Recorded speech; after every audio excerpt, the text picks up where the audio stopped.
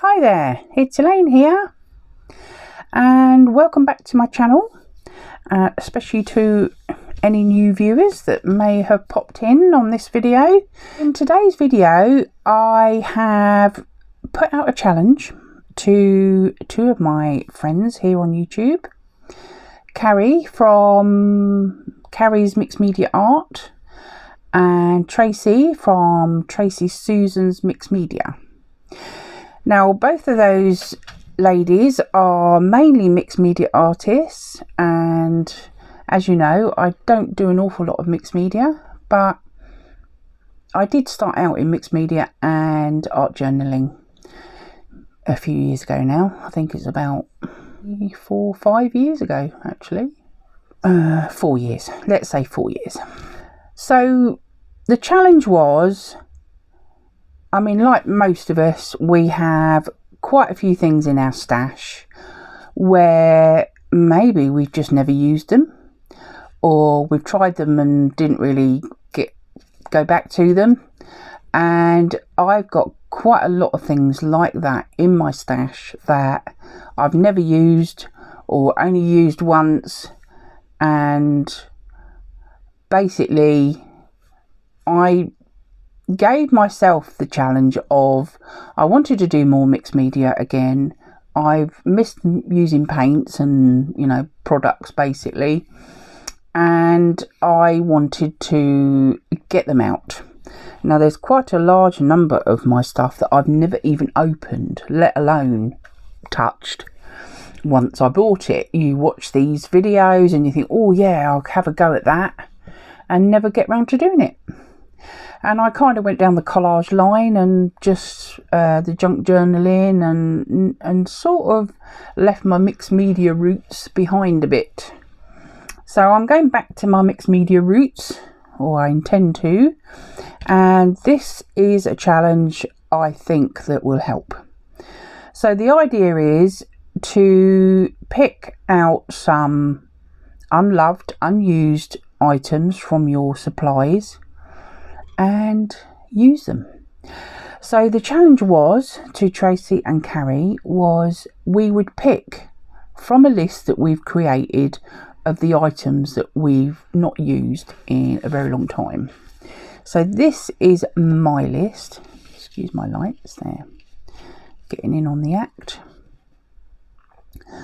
And there's quite a few things on here. So the ones that I've starred, well, my funny stars, are the ones that I've never ever used. Some of them are a little bit newer than others. And the ones with the little blob or spot, I've probably only used once or one or two things from that item, from those items. So brushes I have used in the past, but I haven't used them for a very long time. Infusions are similar sort of thing. They are powders, pigment powders, and a little bit like brushes, but infusions have some sort of walnut additive, which gives a different effect to what brushes do, which are purely colour. Lindy's Magical Shakers, Lindy's Sprays. I've not even put the water in. Apparently the sprays come with the powder in it, and they have mica powder in it, and you add water to them, and I've never even done that. They've still got their powder, they're still in their powder form, so they won't go off because I've never mixed them. Mica powders, I bought a really big box of mica powders, probably from my lovely friend Ribena, who's a little bit of a, you know, she does quite a few reviews on things. Sometimes the company send them out to her because her channel's quite a large channel, and she does lots of all sorts of stuff.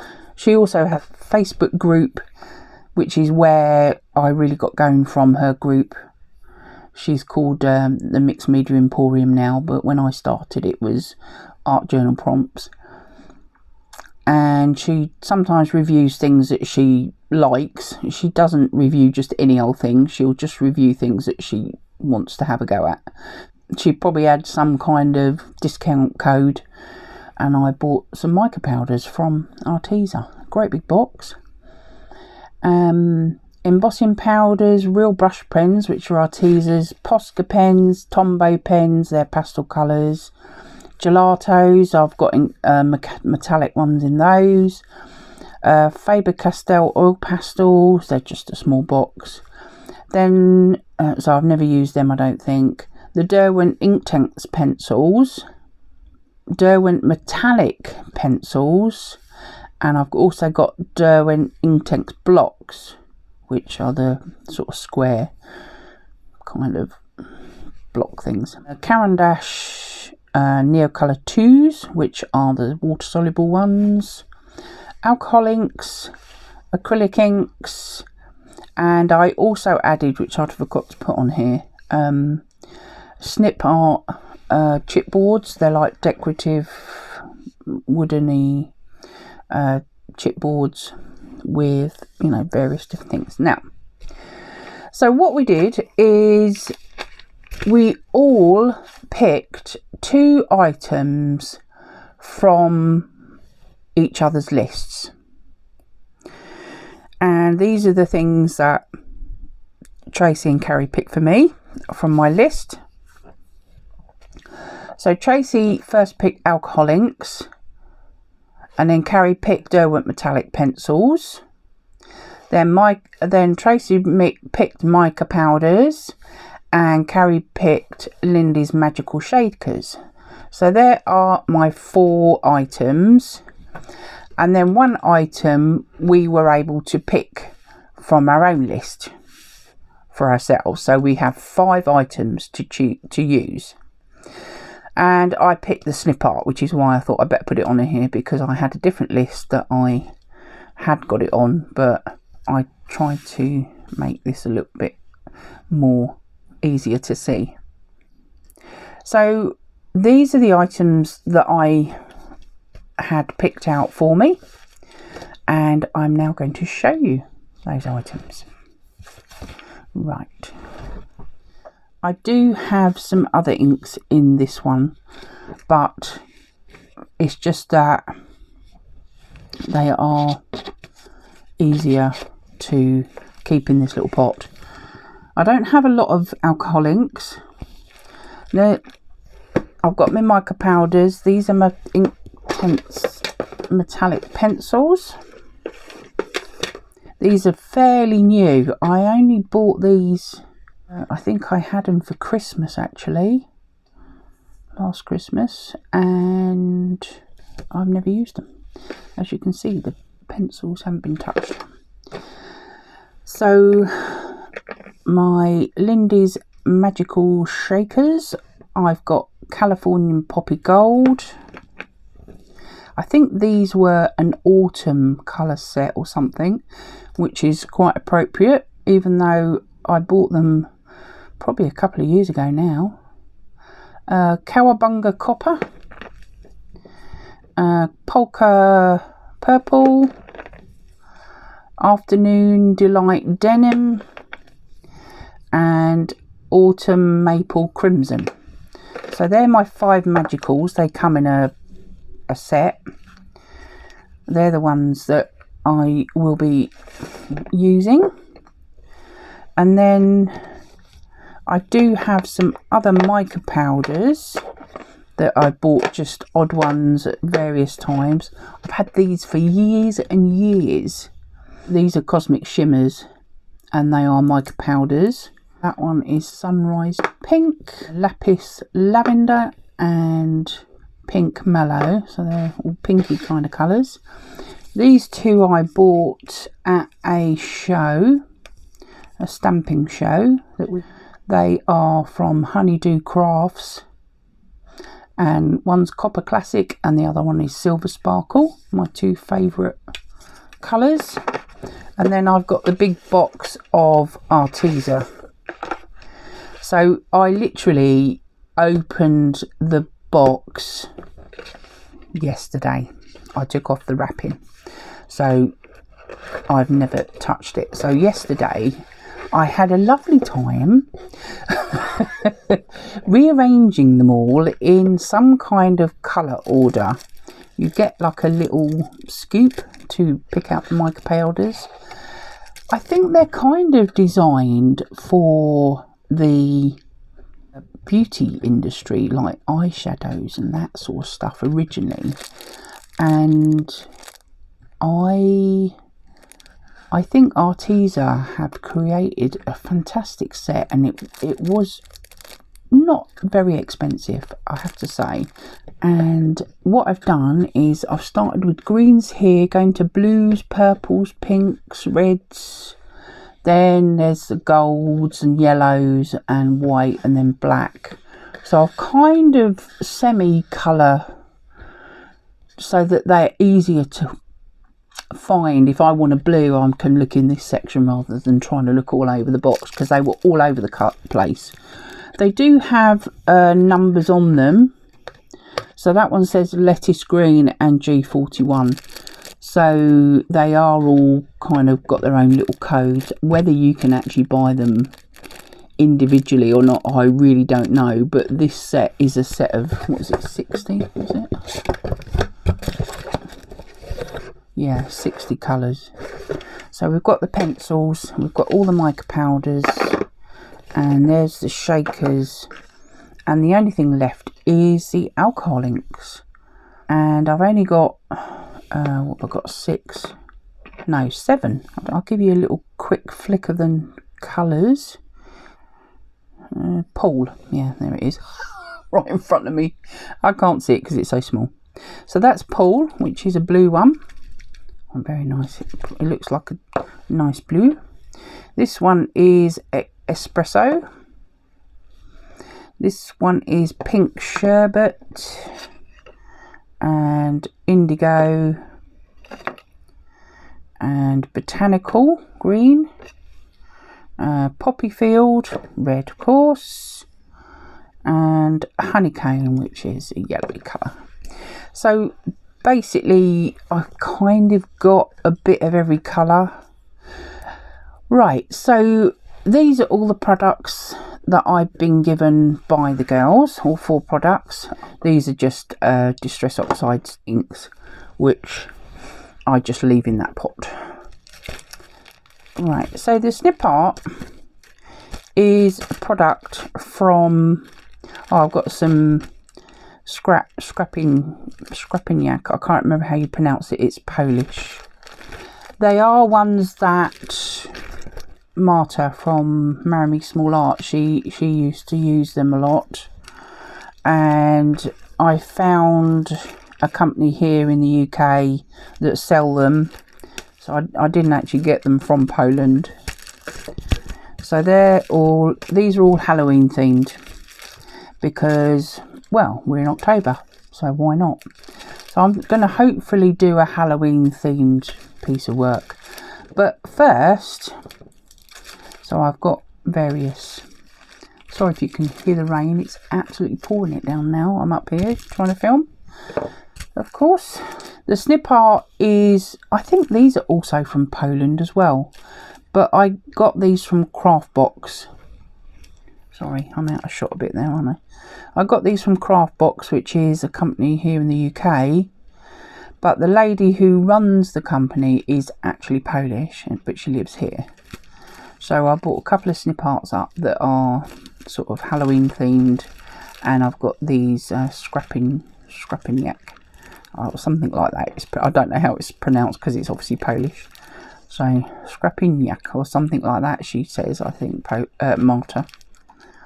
I've got words on this one: poison, mystery, magic, potion. Yeah, so we're going to use those as well, something like that. What I'm going to do with them yet, no idea. And I firstly would like to have a play with the alcohol inks.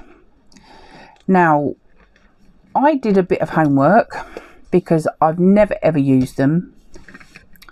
What I've done is I was watching a lady called, what's her name? Artfully Abstract with Lorrie. She's on YouTube and she does Wispy Paintings with alcohol ink. Her stuff is amazing. I also watch another lady. This is all my homework on how to play with these. Let's just get them out of the way. Which is what I really need to do. I bought some paper. I bought a kit. Sorry about the noise. I will get them out because I need to show you what's in here. I needed one of those. Now, Lorrie uses a hairdryer, a specific shape hairdryer, but that's because of various reasons for her. But she uses a hairdryer because it has a cool setting. And the cool setting is what she moves the alcoholic ink around with. She very rarely uses the hot setting. Now, the problem is I don't know whether I've got a hairdryer that I want to use for this that is not really bulky. I have an old one, but I've got a feeling I might have thrown it away, but I'm not really sure.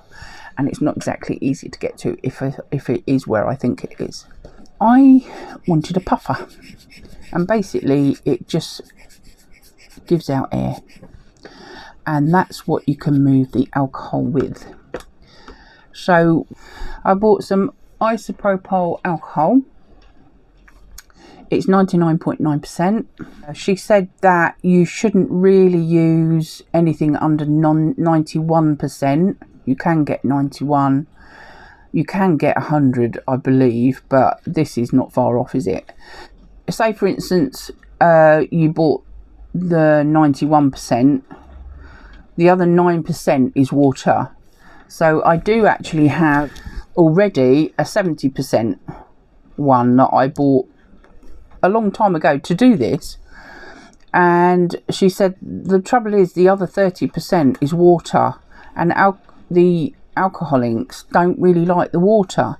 So she said you don't really want to be using anything under 91%. So I thought, right, I better get some that's a bit higher percentage, because we need that for moving the ink around. I'm going to clear my desk away. I'm going to lay my desk out so that I can have a play with the alcohol inks. So I'll be right back. Right then, I've set up my alcohol ink little station. Got my puppy pad. I've had some play time. They've become a bit of a mess now. They look good to start with. I was trying out some of the colours I've got, and I've mixed them. The red and blue make this purpley colour together. Some of it is a bit more red. I didn't put quite enough blue in it because I've actually mixed my own up. So that's the purpley colour. It's not quite as blue as I want it to be, I don't think. And that's an orange that I've mixed up between the red and the yellow honeycomb. So I've now got an orange and a purple pre-mixed that I've mixed the two alcohol inks together. Like I've got my alcohol ink in there, not ink, just alcohol, my isopropyl alcohol, so that I can squirt it. So what I'm going to do is I'm going to show you what I did. This is my little puffy tool, and that helps move it around a bit. Lorrie actually uses a specific type of hairdryer on cool setting, and it gives her more time to move it. And I must admit, I found with this while I was playing that when you're squeezing it, I mean, I suppose I could do it that way. Well, I'm finding that it's quite difficult to control it. So I'm now going to try something else, because I want to give this piece a Halloween feel.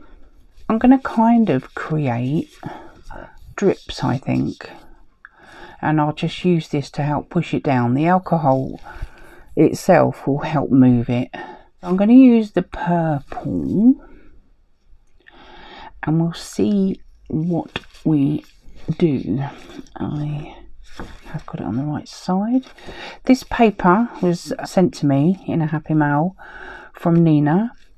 It is the Kirkland, which is Costco's own brand of photo paper, and that's the photo side, which is the shiny side, and we use the back, we don't use the shiny bit, so the alcohols move better. Alcohols move better on the back side. I'm going to try and see if I can get a little bit of a line going across here, and we'll see what happens. Put that there. Then I'm going to add some actual alcohol itself, and I think I'm just going to let it play. I think. Look at that, that's fantastic, isn't it? I'm going to give it a puff, and you can see that it spreads it out. With alcohol, it does dry very quickly because it evaporates. These things are can be quite difficult to control. I'm just playing really, because I've watched quite a few videos now, and some people do it totally different. Some people create flowers. I know, is it Vivo Vintage Crafts or something? She makes flowers. Some of the, I think she uses watercolours as well as alcohol inks, but she quite likes creating flowers quite a lot. And she's used tiles, which is quite good for beginners, because you can just wipe it off with the alcohol. You can just wipe it off and away it goes. You see how it's beading up around the edge, and what you can do is you can make the alcohol itself move that. But as I say, with this, it's not quite so easy to control, and it's practice. Let's see if we can get another stream going from the top. Hopefully you can see what I'm doing.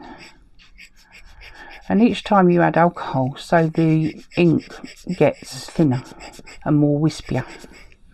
And that's kind of what I want to create, is a wispy effect, but in a slightly different way to, I don't want to create flowers as such or a painting. I want to kind of create a background for a Halloween scene, I suppose. That's my idea anyway. But you've got to have a little play first, haven't you? You've got to have a little play with your supplies that you've never used before. And I've been having quite a bit of fun. I'm not quite sure. It's a little bit too red still for me, this purple. But you can see there's a bluer, that's the colour I was after, this bluer one. So what I might do is add a little tiny bit of blue on the top. And see how we go. Let's put a couple of drops on there, and what I'm going to do is I'm going to squirt it downwards so it'll run that way. Oh, that's better, isn't it? See, it's now mixing with the purple. I'm trying not to get my hand in the way, but I also need to do something with it as well. So yeah.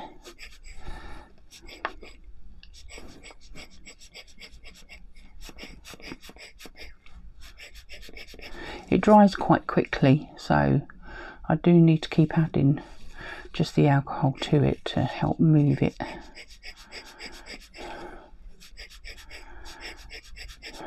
It's not quite going to plan, is it? Let's put it on there and let it run. You see, the alcohol just seems to go and spreads out, which is why when you use the hairdryer, what she's doing is she's putting alcohol on and she's moving it to where she wants it to go before it dries. I might not even be putting enough on. Let's put a bit more on. Woohoo! I thought oh yeah, there we go. There's some wispy, and then she sort of might move it back and make little lines. I quite like the lines myself, but she doesn't always like leaving them. But this is the colour I wanted, this sort of bluey purple. I've got a bit too much red in that purple. I need to add a bit more blue again. I keep adding blue, but it's not making much difference.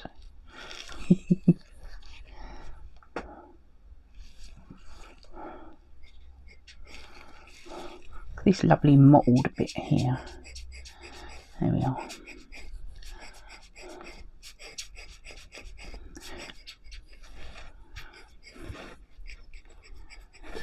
Sort of fill that in a bit.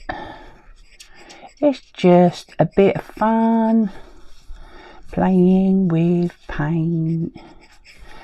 It's not really made quite. I wanted to make kind of streaks and kind of clouds like it's night time. I'm not quite sure if I'm getting there or not really. But it's a lot better than... Well, this looked lovely. This is the first one, and then I added too much alcohol to it. Actually, let's just finish that bit off, otherwise it's going to dry exactly where it is. And I wanted to shift it a bit. I quite like it. It's nice, isn't it? And then I put too much alcohol on it, and it just went straight across the front. So then I poured that, what was on it, onto another, which is this one. And then I was just making the orange and testing out the colours really that I'd mixed up. And we'll go boop, boop. She said to fire it rather than drop it on it, fire it across the colour. Oh, look at that. That's nice, isn't it? And so you can go back both ways with it by moving the alcohol around over the ink. And this is how they make sort of flower petals and things like that.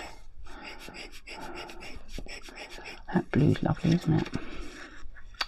It's indigo, it's quite a dark blue. It makes a nice purple though, with the red.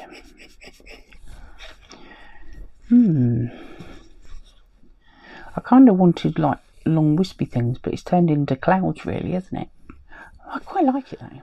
Well, I carried on playing. This was the one that I was working on, and as you can see I kind of lost it a bit really along the way, so I thought I would just call it a day there.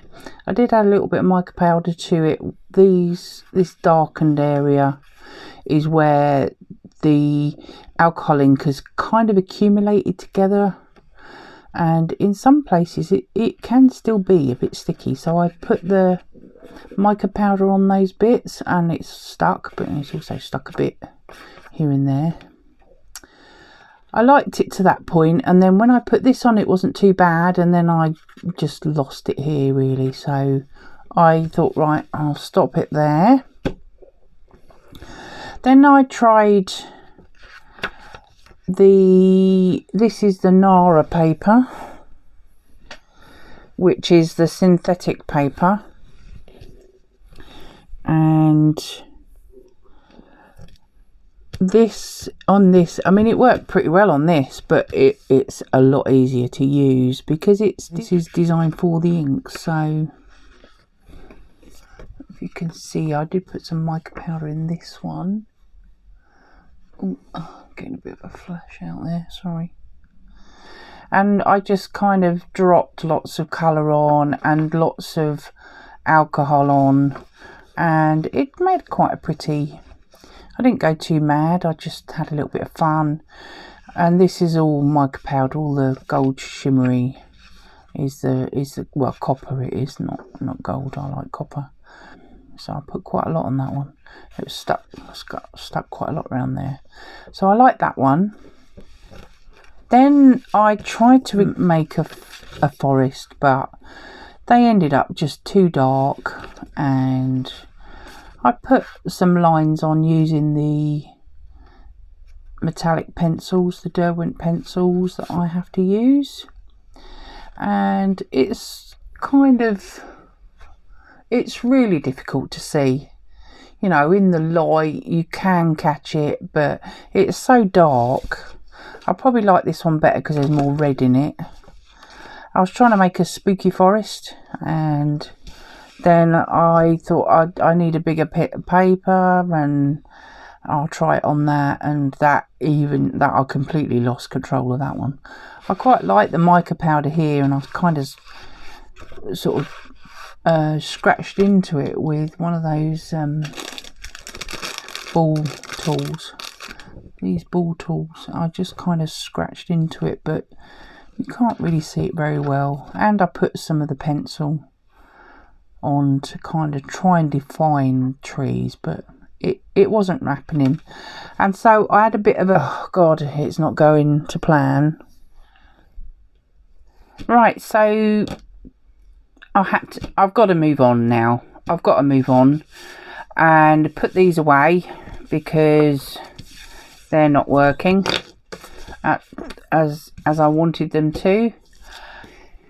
Right, so I am now going to have a play with my magical shakers. What I've actually done is I've had to split the videos into 2 parts now. It was getting quite long, and I thought it was easier to, you've got the alcohol inks in this one, and I've got all the magicals happening in part 2, and so it's all the playtime with these, and obviously what I end up with as a final piece, which has been very challenging. So I hope you'll go over to part 2. I will try and put an end card up. You can click on that link, but all the links will be down in the description box below, and obviously part 2 will have a link down there too, as well as, hopefully I can remember how to do an end card. I haven't done one for a very long time because I always forget to do it. So I hope you'll pop over and see my part 2 video for the final results of the challenge. I'll see you there.